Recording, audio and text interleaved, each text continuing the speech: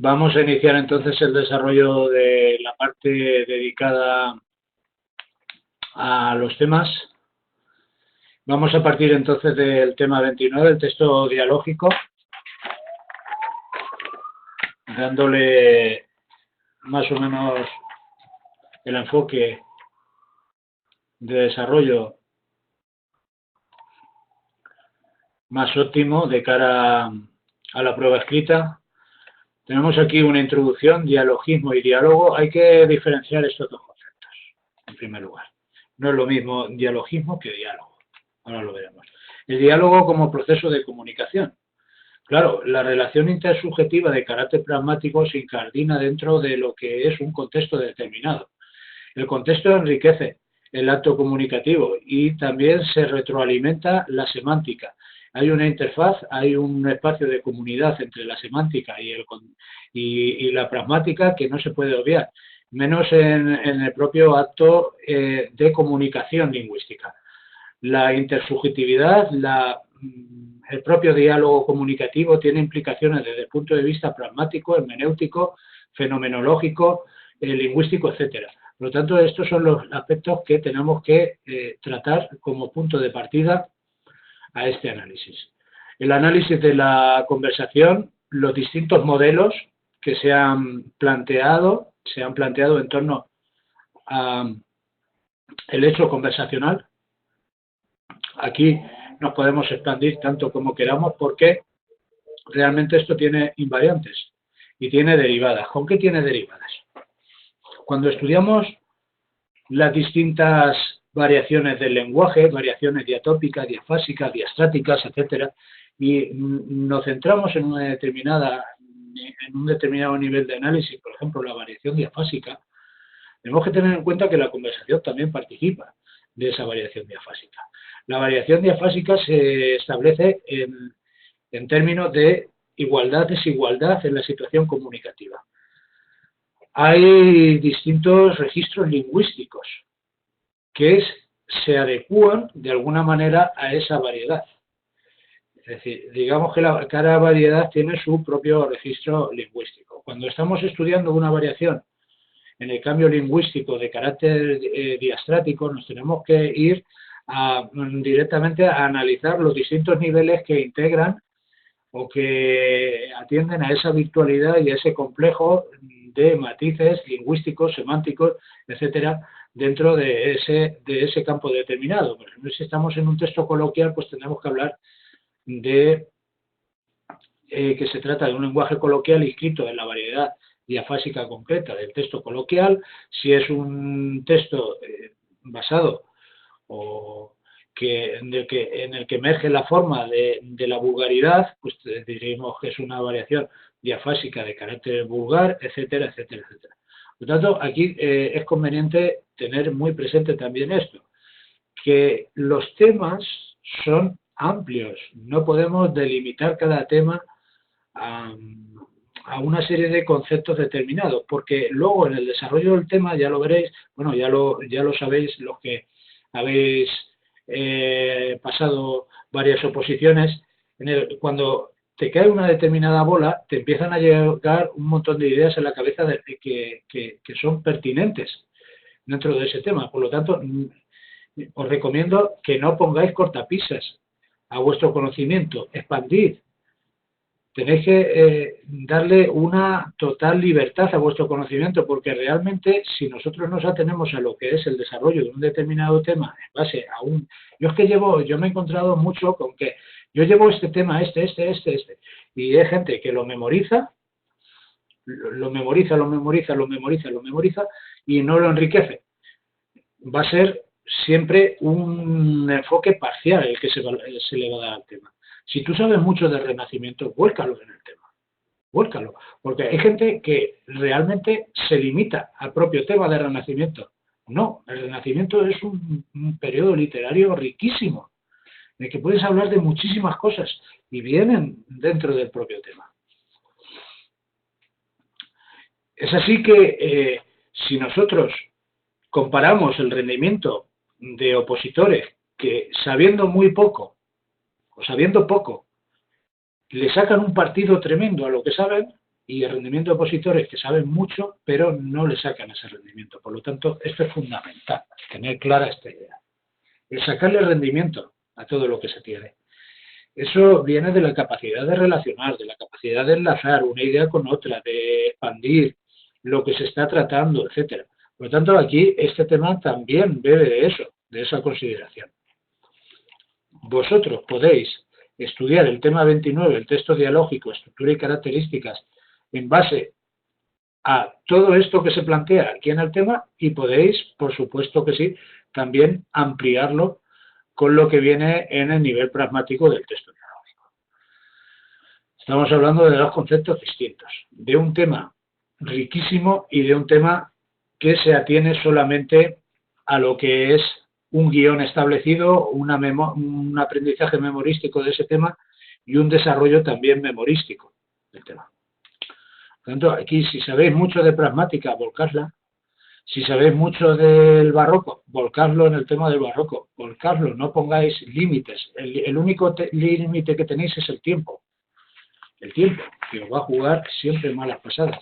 Pero partiendo de la base de un control temporal, cread muchos epígrafes. Yo los temas que facilito son temas basados en la filosofía de que hay que tocar lo básico en este punto y en menos de eso no se puede tocar.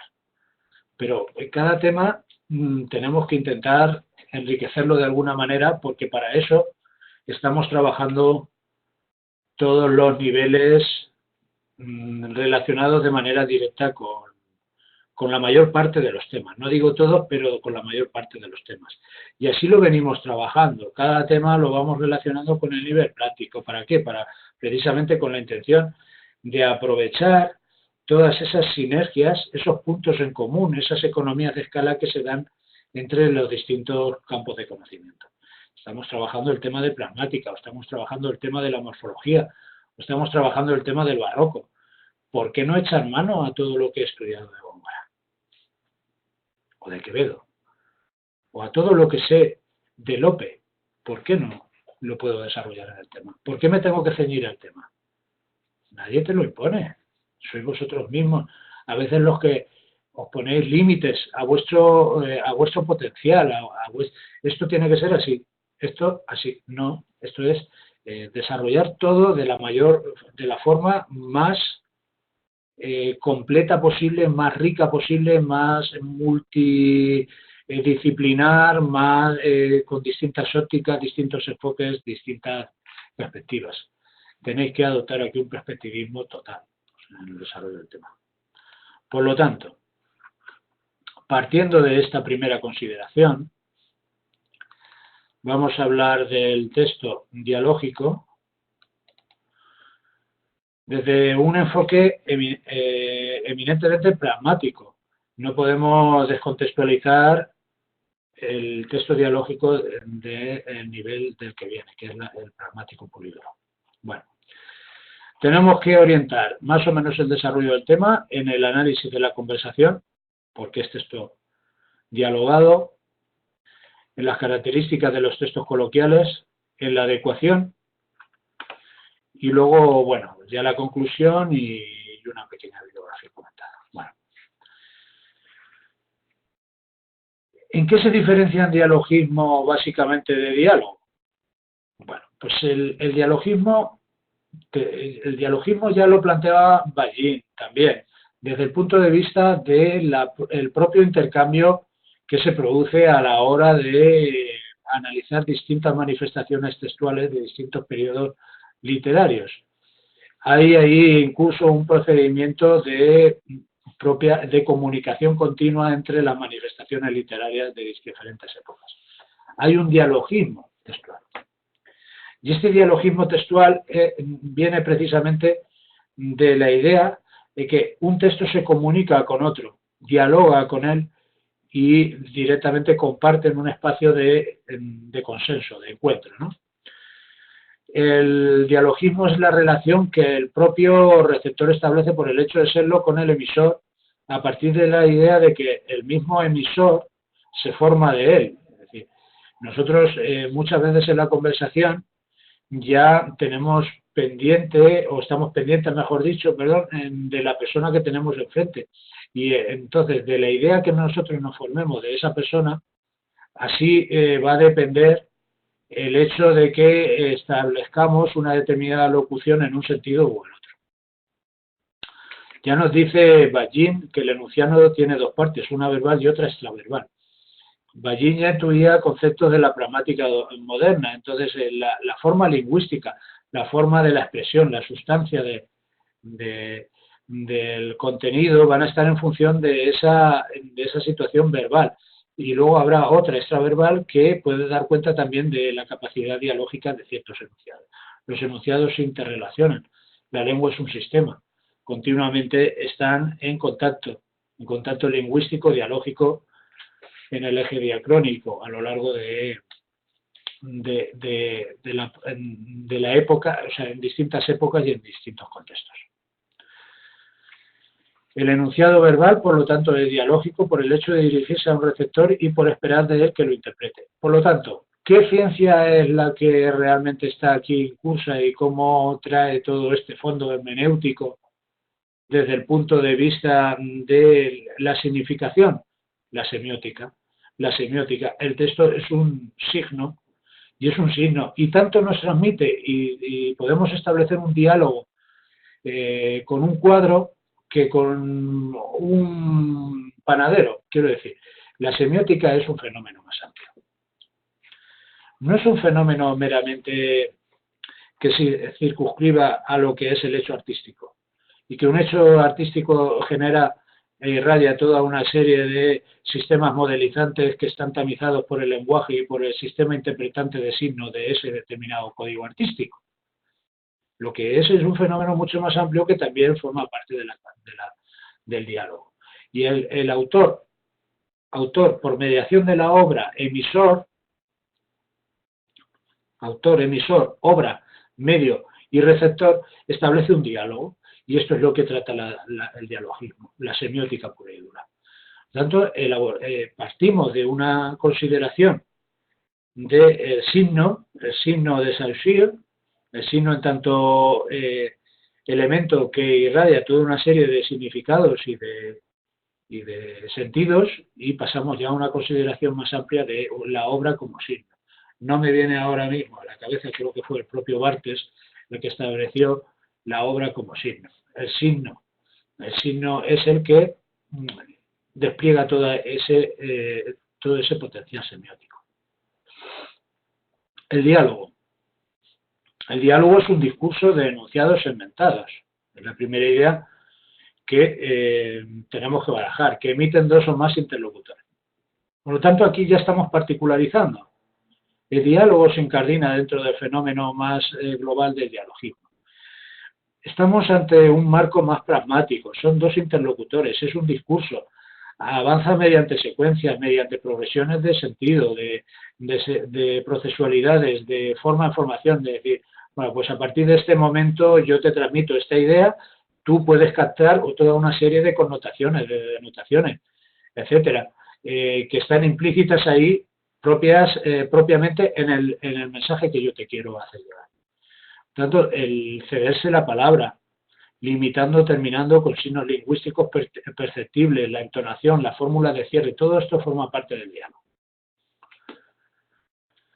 No es una superposición de monólogos, aunque a veces lo sea. Yo me he encontrado en algunas situaciones lingüísticas que parece ser que es un monólogo, luego contestas con otro monólogo, etcétera. Ahí no fluye la verdadera comunicación. Tiene que haber una interacción. Y a veces se nos olvida. Ya no lo digo en el estudio del tema, lo digo en la vida cotidiana. Parece ser que en la sociedad actual estamos hablando con personas continuamente y estas personas, en general, yo también me incluyo a nivel interpersonal en la relación intersubjetiva, comunicativa, lingüística, nos planteamos como una especie de monólogo y luego esperamos una respuesta. Bueno, pues si ya está todo dicho, tiene que haber una interacción, una verdadera colaboración. De ahí ya viene pues precisamente el modelo colaborativo de Gris, las implicaturas conversacionales, colabore en el diálogo, aporte ideas. en fin, contribuye a la claridad, a la calidad del discurso, etcétera, refuerce los lazos de camaradería, de laco fañoso, etcétera. Y ahí tenemos toda la pragmática, que nos dice precisamente lo contrario de lo que más o menos sucede en muchas situaciones. Bien, por lo tanto, vemos un reparto formal de turnos, es decir, hay una alternancia de turnos, tiene una forma, una semántica, porque luego cada unidad transmite, hay una doble codificación, una contextualización, también que en algunos casos puede irradiar una serie de efectos colaterales, unas colateralidades también de carácter semántico, etcétera. Y están vinculadas a la presencia de varios interlocutores de manera directa. El diálogo se define por la forma, un tú y un yo, una emisión y una recepción, una respuesta, un acto locutivo y una respuesta a ese acto locutivo, y posteriormente también tenemos esa interacción verbal que continuamente estamos manejando si queremos que sea un buen diálogo, si no, estamos en el plano de monólogos individuales. Ese egocentrismo. ¿Qué es el egocentrismo? La primera persona del singular presente. Es decir, yo. Esa situación que la enunciación, sí, parte del egocentrismo, pero luego tiene que haber una interacción, una intercomunicación, un punto de contacto, a la manera de una mayéutica, un punto de encuentro, una secuenciación, una procesualidad dialogal, etcétera. Todo eso tiene que estar aquí presente dentro de un buen diálogo. El diálogo, por lo tanto, es una enunciación, pertenece al plano intersubjetivo desde el punto de vista hermenéutico. Los autores de la fenomenología, Husserl y Eingarten, plantearon precisamente el momento justo de la creación de ese acto lingüístico, cómo se sitúa y se encuadra dentro de la relación intersubjetiva, esa forma de formación que directamente se están transmitiendo los interlocutores. Una codificación y una contextualización. Cualquier diálogo requiere un contexto de marco, guiones, de actuación, frames, de un contexto y un contexto. No olvidemos la diferencia, es importante. Si a veces escuchamos en la lengua cotidiana, esto es que se han sacado las cosas de contexto, o sea, estás descontextualizando lo que estamos hablando, en fin. Todo eso son expresiones muy comunes que nos atañen directamente y que forman parte de una violación de las reglas del buen diálogo, del buen texto dialógico.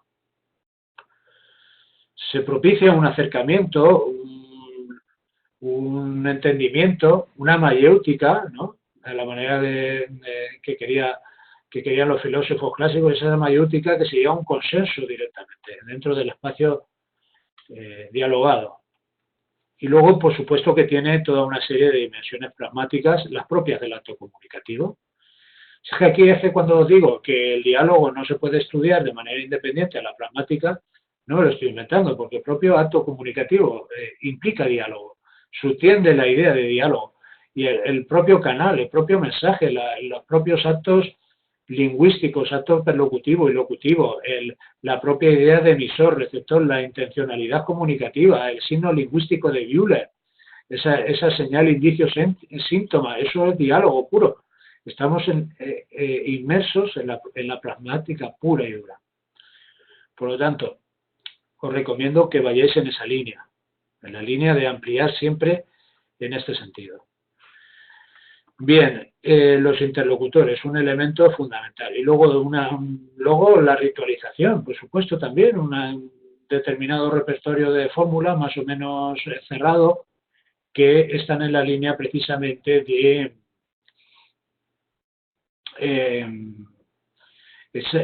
los interlocutores echan manos a una serie de fórmulas estandarizadas, de situaciones ritualizadas, de marcos preestablecidos, de guiones, etcétera, que luego parten de su conocimiento del mundo para saber qué tienen que utilizar o qué tenemos que utilizar en cada momento. Una conversación en un ascensor, un diálogo en un ascensor con alguien desconocido no va a ser el mismo que el que puedas tener, por ejemplo, yo qué sé, con tu padre o con tu madre o con un amigo, ¿no? Por lo tanto, son situaciones ritualizadas que están en esa línea. Las estructuras y características aquí las tenéis más o menos, el discurso como una unidad de lenguaje, el uso real y concreto de ese lenguaje. Acordaos también de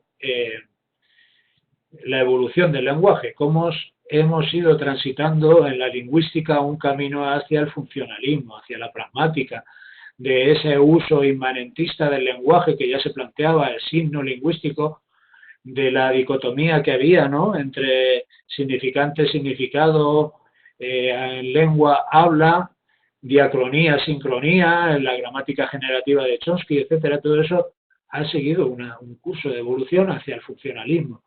El lenguaje no se puede entender sin su uso pragmático, sin su uso real y concreto. Y esto también sucede, por supuesto, con el lenguaje que está en curso en el propio diálogo. Aquí es donde se ve claramente el uso lingüístico funcional, comunicativo, pragmático que se hace del lenguaje en cuanto como herramienta para fomentar la competencia comunicativa. Pasamos de la competencia lingüística a la competencia comunicativa. ¿Mediante qué nexo o qué enlace? Pues el uso lingüístico.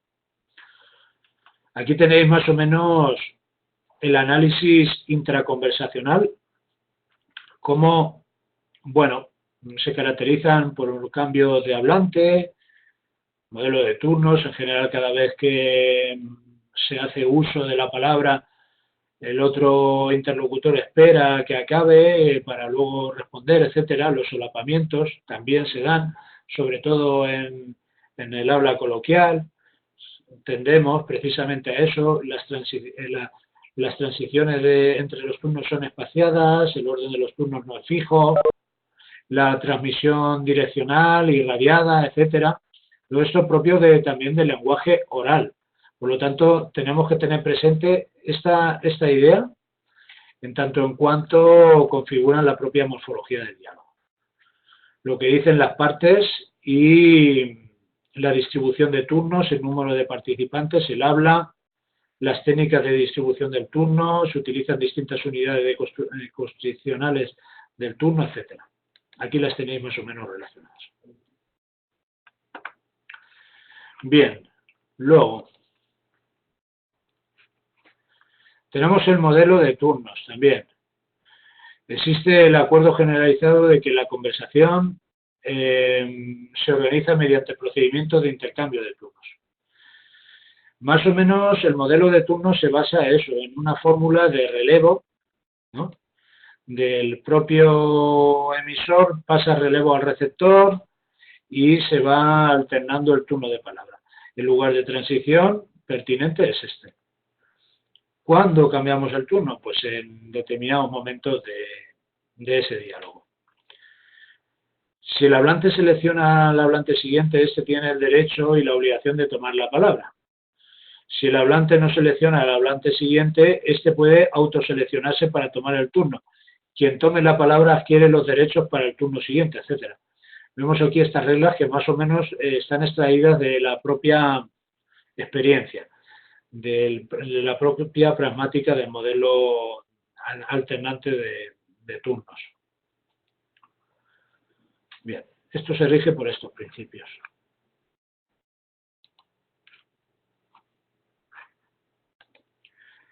Luego,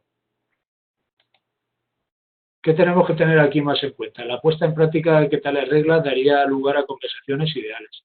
Sin embargo, la observación de la realidad cotidiana nos hace pensar que no siempre, en muy pocas ocasiones, se cumplen. Son frecuentes los relanzamientos de temas que no han tenido éxito. Esto cuántas veces lo hemos visto en el propio diálogo. Un determinado tema que se muere de fracaso, por así decirlo, pues se retoma. Y en ese ejercicio de retomar ese tema se relanza el propio tema y se pone de relevo. Luego se tienen en cuenta también los rasgos socioculturales de los hablantes y en cualquier conversación se presentan relaciones de poder solidaridad. Lo veíamos antes en el texto dramático de Teodoro y Diana, precisamente en esas relaciones basadas en el eje jerárquico de poder, ¿no? Básicamente. Bien, por lo tanto, ante un interlocutor situado en una posición superior en una posible escala social, las técnicas de autoselección se ven modificadas por el comportamiento y la presión social. No todos los hablantes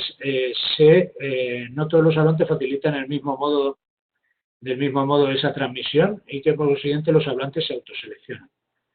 Bueno, ¿cómo podemos interaccionar de manera oral también desde otros paradigmas diferenciados?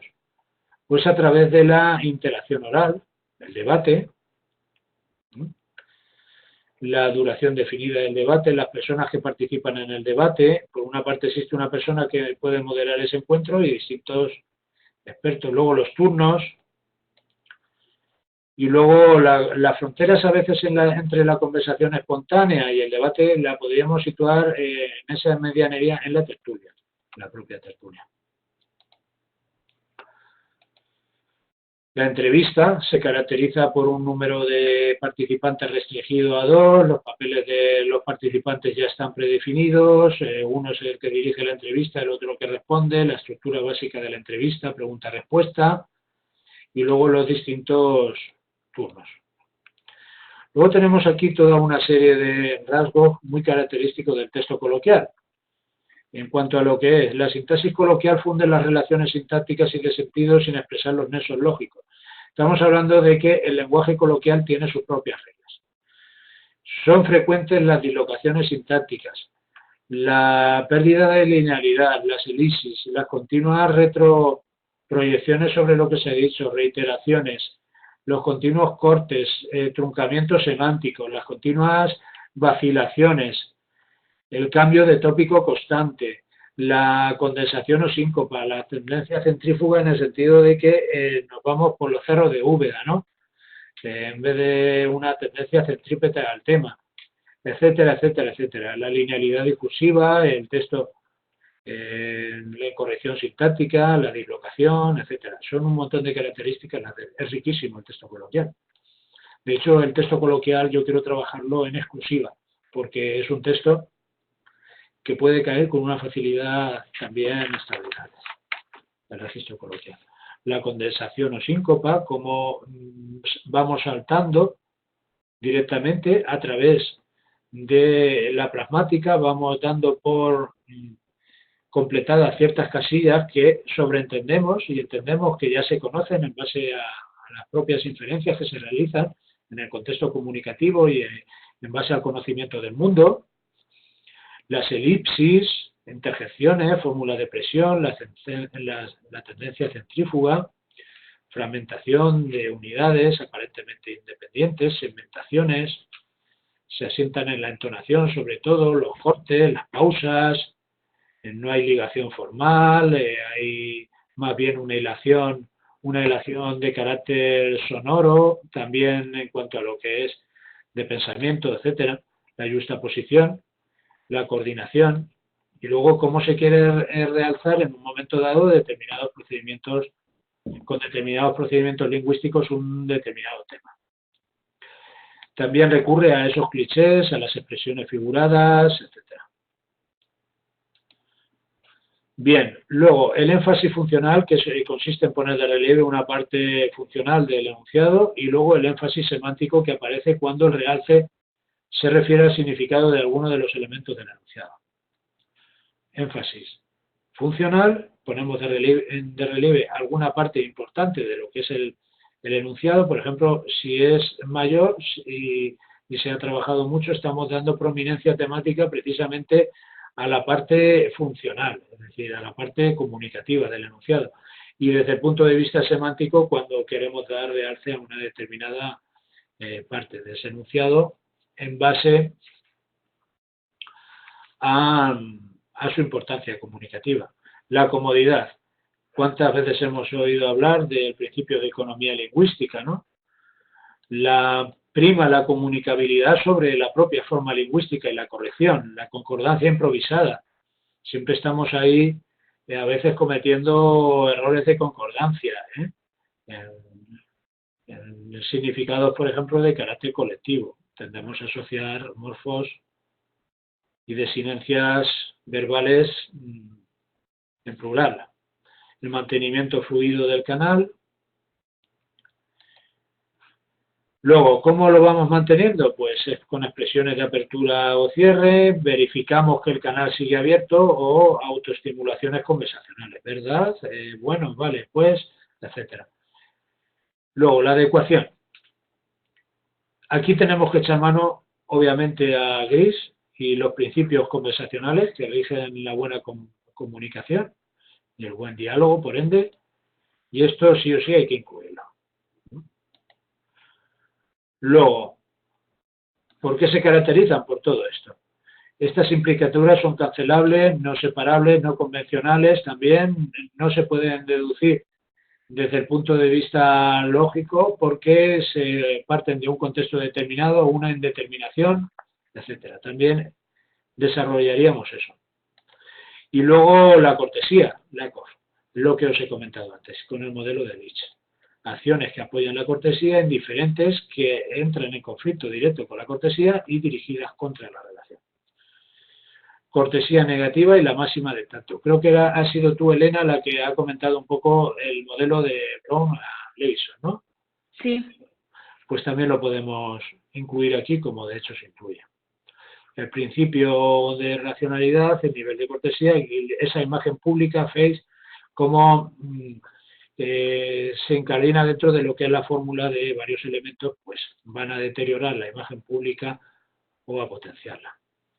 Bien, básicamente con esos elementos creo que este tema estaría bastante completo.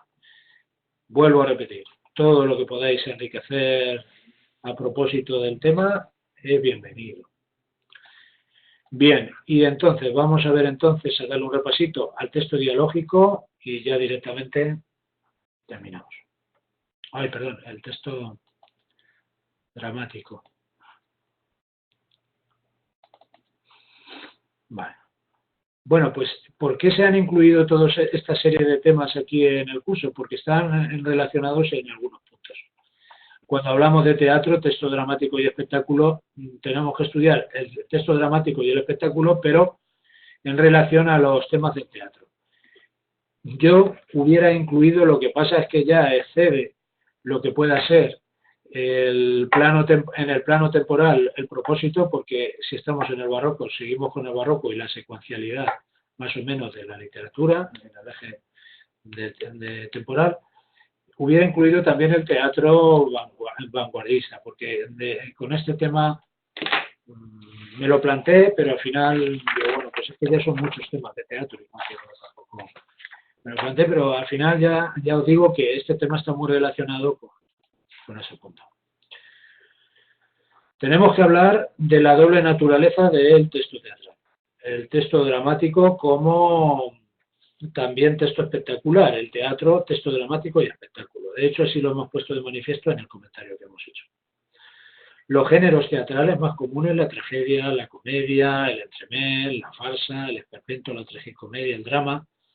La recepción del teatro como espectáculo. Aquí, fijaos si podéis hablar de todo lo que es el teatro como hecho semiótico en un corral de comedias, en un espacio cortesano, qué público receptor, quién acudía o quiénes acudían a la representación teatral, etcétera, pero todo eso ya os digo siempre de manera muy sintética. No podemos tampoco explayarnos en exceso, puesto que no daría tiempo. Pero la recepción del texto teatral sí que hay que trabajarla, la puesta en escena y luego una pincelada sobre el teatro actual. El teatro también es un campo en el que te puedes perder, te puedes morir, porque vamos, ya lo que es el teatro contemporáneo, el teatro alternativo, las salas independientes, en fin, esto ha ido evolucionando de una manera también bastante vertiginosa. ¿Cómo definimos el teatro? Como un género literario, a pesar de que algunos tienen sus reservas para incluirlo en ese género. Y luego, la mayor parte de las lenguas distinguen también entre el drama y el teatro, términos que coincidirían respectivamente con el texto escrito, drama y teatro, y la representación. Por lo tanto, el efecto, la historia del género teatral, lo que siempre ha tenido en cuenta es esta doble naturaleza en lo que es la consideración de texto literario con carácter artístico y luego la escena orientada, o mejor dicho, situada en la esfera de la representación. Estamos hablando de dos hechos que tradicionalmente se han dividido y que confluyen precisamente aquí, en el teatro. Hoy en día tenemos que interpretar esto como una relación de carácter semiótico, es decir, el texto sí tiene su parte creativa. Lope de Vega fue el creador de muchísimas comedias, pero obviamente esas comedias tenían una finalidad, tenían la finalidad de ponerlas en un escenario, de dirigirse a un público receptor. Cuando escribe el arte nuevo de hacer comedias, ya lo pone de relieve que él quería escribirle al vulgo para darle gusto, porque era el principal crítico de su obra y por lo tanto el que pagaba la entrada y que a fin y al cabo era el que tenía que dar la última opinión sobre si le había gustado o no le había gustado. Y va moldeando su creación en base a esos planteamientos. Luego tenemos otros artistas que decimos, bueno, Calderón estuvo más despegado de eso, porque Calderón concibe el hecho teatral como un conjunto semiótico, artístico, de arte total. Es decir, desde lo que son la intervención de la pintura, la música, la escenografía, los actores, el diálogo, la perfección que tenían desde el punto de vista lingüístico, literario, sus creaciones, etcétera. Pues todo eso, claro, estaba más en línea con otro gusto, que era el teatro cortesano, que era el que realmente tenía una percepción o una capacidad de recepción, mejor dicho, desde otros planteamientos distintos a los del vulgo, ¿no? que diría Lope. Pero bueno, en cualquier caso, el público receptor tiene que conjugarse dentro de este fenómeno la doble consideración de texto literario y texto espectacular. Luego la teatralidad. Igual que hablamos de literatura y hablamos de literariedad, hablamos también de teatro y de teatralidad, porque no ha dejado de ser uno de los retos fundamentales para todos los estudiosos del teatro. De hecho, los estudios de teatro y las obras de teatro de Diego Borque, Luis Ramón, etcétera, todos los críticos más señeros del teatro van en esta línea. El teatro, como el resto de géneros, no es una categoría fija y estable, sino una categoría dinámica. Está en constante movimiento. Obviamente ha caído mucho, o ya lleva cayendo mucho hace años, por la eclosión de los más media, la televisión, etcétera, y el teatro ha salido verdaderamente perjudicado por estos fenómenos. Pero bueno, el texto hasta tal punto es que se encuentra en un estado de stand-by. No hay grandes representaciones, no hay grandes compañías teatrales, no hay grandes estrenos, precisamente porque el público se ha decantado hacia otros tipos de espectáculos u otros tipos de forma de pasar el tiempo, de ocio, etcétera. Luego, nadie pone en duda la lírica y el relato, que es el género literario, pero sí se discute. O sea, aquí lo que este epígrafe lo que hace es una defensa del género como teatro. Bien. Y utiliza todos estos argumentos. El teatro como texto admite un teatro que sea género literario y luego alude a la representación también. El texto dramático y el texto espectacular. El texto dramático directamente tenemos que concebirlo como un texto literario y un texto espectacular. Digamos que sería el sumatorio de esas dos partes. El primero estaría destinado a la lectura como modo de recepción y el segundo propone una puesta en escena. Ya la primacía del texto literario procede de Aristóteles, cuando en su poética ya habla de la comedia, ¿no? Y luego dice que la valoración del espectáculo hasta la negación del texto escrito se inicia en el siglo XIX. Y llega a su mayor radicalismo en Artaud. los planteamientos de lo antiteatral, en fin. Y pretende incluso llevar a cabo, pues eso, un teatro basado en la espontaneidad pura y dura, en la interpretación pura y dura, y relegar el texto literario a un espacio mínimo. Bueno, aquí tenéis estos dos planteamientos. Hoy en día, bueno, pues el teatro se tiene que escribir antes para representarlo, vamos, pero puede ser también leído, por lo tanto cumple esa doble naturaleza. De hecho, cuando nosotros estudiamos el teatro de Güero Vallejo o nos vamos al teatro de Lorca, algunas obras son irrepresentables. Concretamente, Lorca escribió El Público y esa obra es irrepresentable. Por lo tanto, tiene una finalidad más literaria que una finalidad espectacular. El superdestinatario, hablaba Ballín, que es un receptor que se cuenta para el proceso, en ese proceso dialógico, ¿no?, de autor-receptor. Tiene que tener una influencia el público en el texto, porque, a ver, a fin y al cabo, el verdadero público receptor es el que dice que si le gusta o no le gusta esa obra, y por lo tanto va a condicionar el canon creativo de esa obra teatral. Hablo del teatro como hablo de otra serie de manifestaciones artísticas. Luego siempre hay artistas que dicen que viven en su burbuja, de bueno, pues yo creo con total libertad y a mí pues me importa más bien poco que al público le guste o no le guste. Pues está un poco en esa línea del elitismo artístico, de esa deshumanización del arte de la que nos hablaba Ortega y Gasset, ¿no?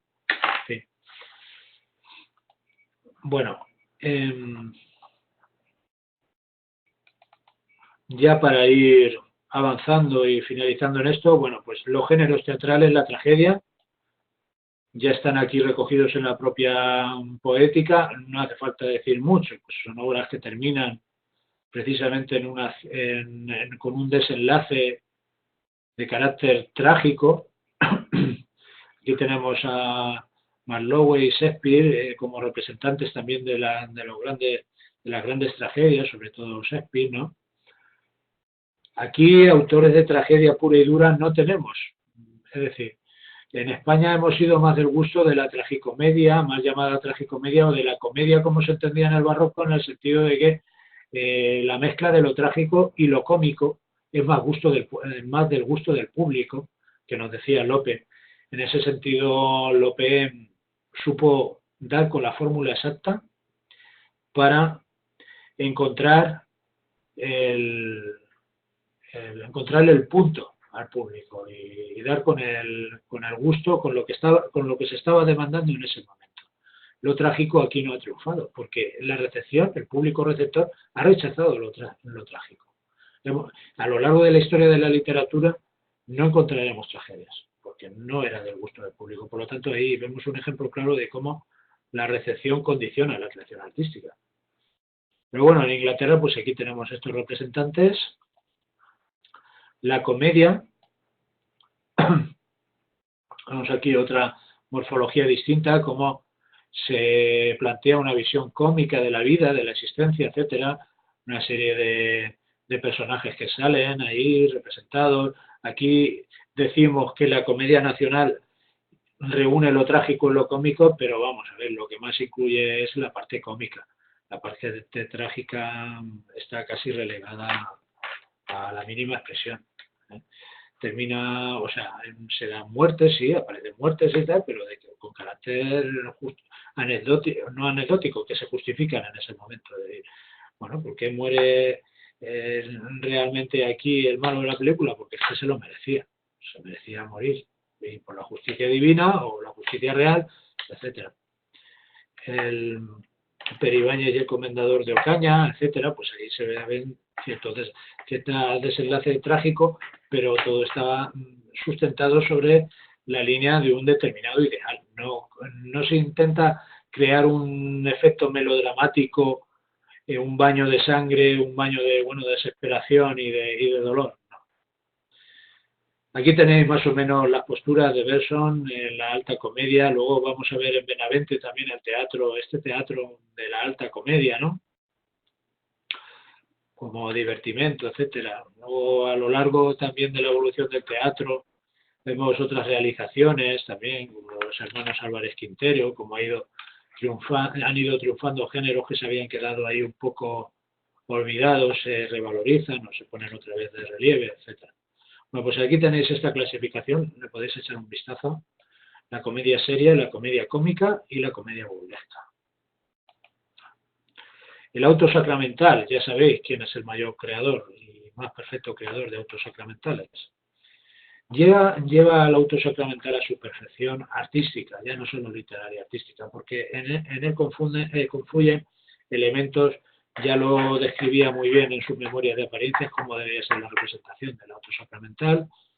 Confluyen elementos espectaculares como música, pintura, danza, etcétera.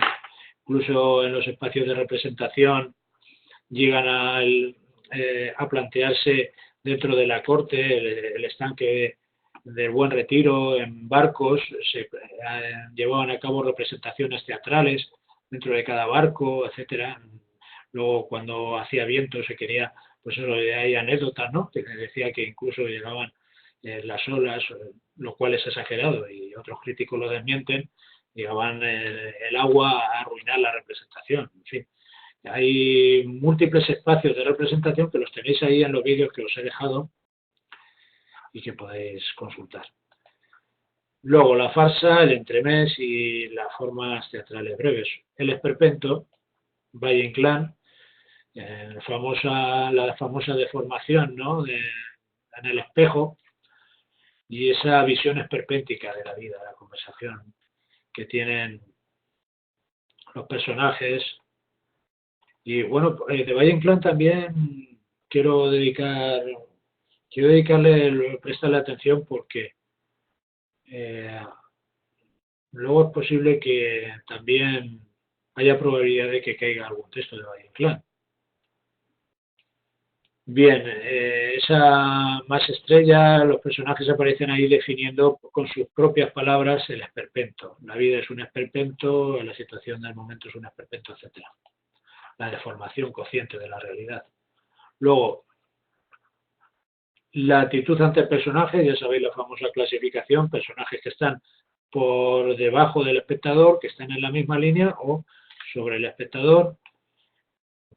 Se decía eso, que estaba o bien de rodillas, de pie o en un nivel jerárquico superior.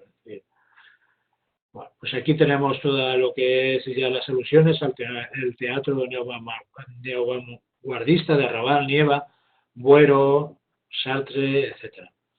La tragicomedia, género inclusivo de lo que es lo trágico y lo cómico. Bueno, luego también llamada comedia, porque realmente el cliché de comedia o el adjetivo comedia, la catalogación de comedia se le aplicaba a todas las creaciones teatrales del momento. Comedia podría ser también comedia histórica, comedia palatina o comedia, un drama de celos, etcétera, pero siempre bajo esa denominación. Y luego el drama. Hay un conflicto, siempre una tragedia, etcétera. Luego hay distintas realizaciones del drama. El drama romántico va a ser ese drama desesperado en el que aparecen los personajes y llevan a cabo acciones extremas. Y el drama burgués más en la línea de la alta comedia, ¿no? Esas situaciones intrascendentes y que mueven a la hilaridad en muchos casos. El drama social, la reivindicación social, en Buero Vallejo, en Historia de una escalera, cómo se muestra ahí la posibilidad de evolucionar, el estancamiento y en definitiva la cárcel en la que viven los personajes, la cárcel social. Luego también habría que aludir aquí a los procedimientos de Bertolt Brecht. Aquí desecha la concepción aristotélica del teatro como lugar de identificación entre el espectador y el héroe. El acontecimiento pasado reconstruido a través del acto de la narración. Es decir, y luego incluye el famoso efecto de distanciamiento, de distanciación, y luego la pasividad y la ilusión como principios fundamentales. El método Stanislavski también, esa inmersión que se realiza también en el plano de la interpretación. Y bueno, pues desarrolléis un poquito todos estos puntos. El modo de sentirse también en la representación, la puesta en escena, los elementos de semiótica que aquí también están presentes, la luz, el sonido, el maquillaje, el- el vestuario, la tramoya, los elementos espectaculares también, eh, se aparecen estos cuadros que en algunas ocasiones aparecían cuadros dentro de las representaciones o tablados o ahí no sé cómo se dice esto que aparecía escenarios ya directamente habían estado pintores ahí muchísimo tiempo elaborando esa secuencia pictórica para la representación. Se le llamaba arquitectura efímera. En muchas ciudades se montaban en grandes escenarios y para dar pie a la magnificencia del hecho teatral. Bien, la escena, el vestuario, la luz, la música, el tono, en fin, estos elementos de semiótica. Y luego, bueno, pues ya finalmente la puesta en escena, el teatro actual, los principales cambios que se han experimentado, las nuevas corrientes teatrales y los cambios a que han sido debidos. Pues la sociología del teatro aquí es muy rica también, causas psicológicas, el teatro del absurdo, ¿no? En fin. Y luego las relaciones entre teatro y cine. ¿Cómo podemos enfocar esto desde el punto de vista de la enseñanza? Bueno, pues antes había no tan antes, había una asignatura que era teatro. También ahora encontramos asignaturas como arte dramático, ¿no? Y dentro de lo que es la asignatura de lengua podemos justificar este tratamiento del teatro como interdepartamental o interdisciplinar con la asignatura de arte dramático y también darle un enfoque pragmático al hecho comunicativo en representaciones teatrales eh, dentro de lo que es las actividades, ¿no? Representaciones teatrales las que se trabaje en la situación comunicación. Y básicamente eso, con esta bibliografía que os he dejado aquí, y si tenéis alguna duda, y si no, pues doy por finalizada la parte destinada al tema. ¿No? Vale. No hay dudas.